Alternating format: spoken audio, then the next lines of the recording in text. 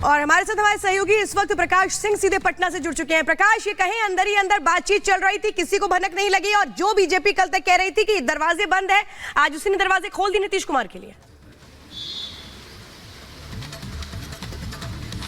देखिए, ये तो बीजेपी वाले कह रहे थे कि दरवाजे बंद है, लेकिन मैंने 29 दिसंबर को दिल्ली के कॉन्स्टिट्यूशन क्लब से ही कह दिया था कि पॉलिटिकल रीअलाइनमेंट की शुरुआत हो चुकी है और ललन सिंह का हटना बीजेपी की ओर, बीजेपी के रास्ते जाने का मार्ग प्रशस्त हो चुका है। बहरहाल जो अभी बातचीत है वो संभवतः 28 तारीख को नीतीश कुमार फिर से बीजेपी के साथ आएंगे और इस पूरी प्रक्रिया में सुशील मोदी की एक बार फिर से महत्वपूर्ण भूमिका हो सकती है, क्योंकि कल जो देर रात तक अमित शाह के यहाँ बैठक चली उसमें जितने भी भाजपा के पदधारक हैं, चाहे प्रदेश अध्यक्ष हो, चाहे जो 2 डिप्टी सीएम हो, पहले जो तारकिशोर प्रसाद या रेणु देवी थी, या तावड़े जी हो या नागेंद्र जी हो संघ के तरफ से, या भिक्खू भाई दलसानिया हो, सुशील मोदी केवल एक अपवाद थे जो कि राज्य में किसी पद पर नहीं है, वो मीटिंग में बैठक में थे।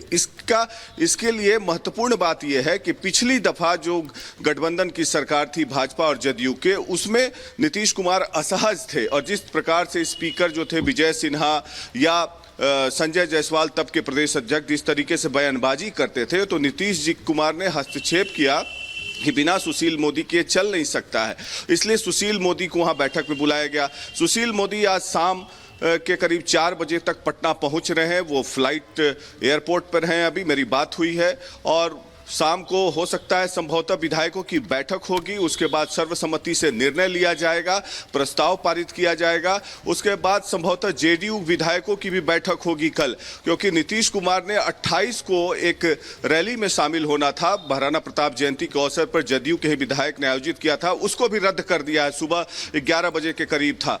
तो 28 तारीख को गहमागहमी रहेगी। अभी राज्यपाल के यहाँ हाई टी भी है गणतंत्र दिवस के अवसर पर, तो इस पूरी कड़ी में सुशील मोदी की फिर से महत्वपूर्ण भूमिका हो सकती है, क्योंकि लोकसभा का चुनाव है। जब पिछली बार नीतीश कुमार एनडीए छोड़कर महागठबंधन के साथ गए थे तो नरेंद्र मोदी, प्रधानमंत्री नरेंद्र मोदी खासे नाराज हुए थे, क्योंकि एक मजबूत घटक दल उनके साथ छोड़कर चला गया।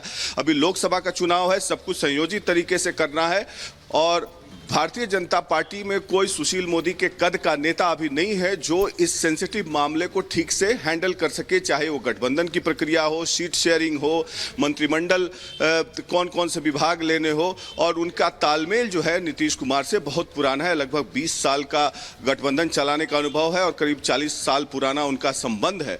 तो इसलिए ऊपर से बीजेपी के हाईकमांड चाहते हैं कि इस बार का अलायंस स्मूथ अलायंस हो, जिसके चलते सुशील मोदी की महत्वपूर्ण भूमिका होगी।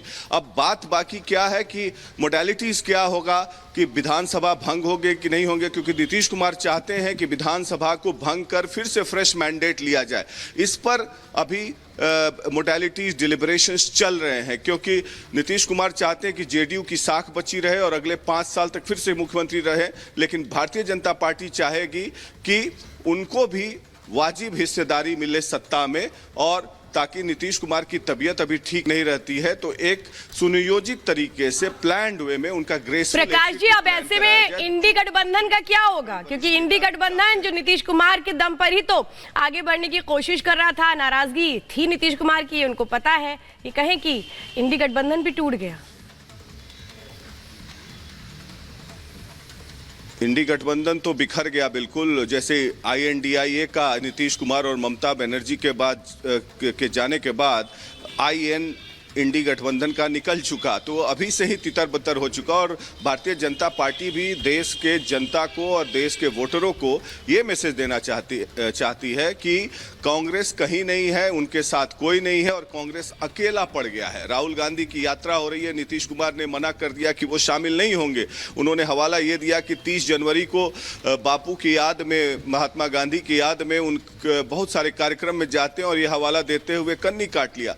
तो इंडी गठबंधन जो है वो हिंदी पट्टी राज्यों में, खासकर बिहार, मध्य प्रदेश, राजस्थान, छत्तीसगढ़, एक बचा उत्तर प्रदेश जहां पर अखिलेश भी अलग हैं, मायावती भी अलग हैं, तो इंडी गठबंधन बिल्कुल बिखर चुका है।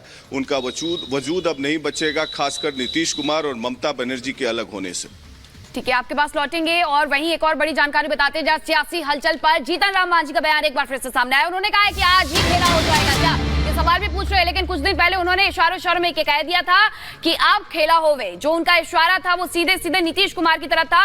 एक तरफ बड़े नेता हैं जो कुछ भी कहने से अभी बच रहे हैं। सम्राट चौधरी के बदले हुए रुख समझ में आ रहे थे। जब पटना एयरपोर्ट पर थे, दिल्ली में पहुंचते हैं तो कुछ और रुख होते हैं। लेकिन दूसरी तरफ ज्ञानेंद्र सिंह ज्ञानू हैं जो कि विधायक हैं बिहार से बीजेपी के। वो साफ तौर पर ये कह रहे हैं कि 2 से 3 दिन में वो हमारे साथ आ जाएंगे, बीजेपी के साथ आ जाएंगे।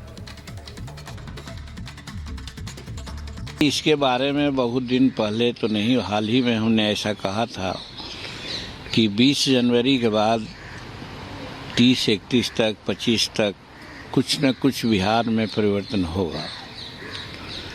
और उसका आधार यही था कि गत दिनों में नीतीश कुमार राजद के खिलाफ बहुत सारी बातों को कहने का उन्होंने काम किया है। चाहे लॉ एंड ऑर्डर की बात हो, विकास की बात हो, या फिर परिवारवाद की बात हो, तो ये सारी बातों से हम कयास लगा रहे थे कि अब इन लोगों का साथ चलने वाला नहीं है। और वही बात परिलक्षित हो रही है।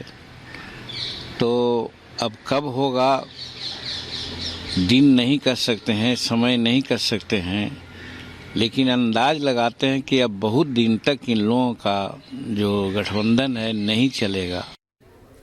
तो जीतन राम मांझी को आपने सुना कि दिन नहीं बता सकते, लेकिन हाँ आ जाएंगे बीजेपी के साथ, ये जरूर वो कहते हुए नजर आ रहे हैं। प्रकाश जी, दूसरी तरफ ज्ञानेंद्र सिंह ज्ञानू हैं जो ये कह रहे हैं कि 2 से 3 दिन के अंदर हमारे साथ आ जाएंगे।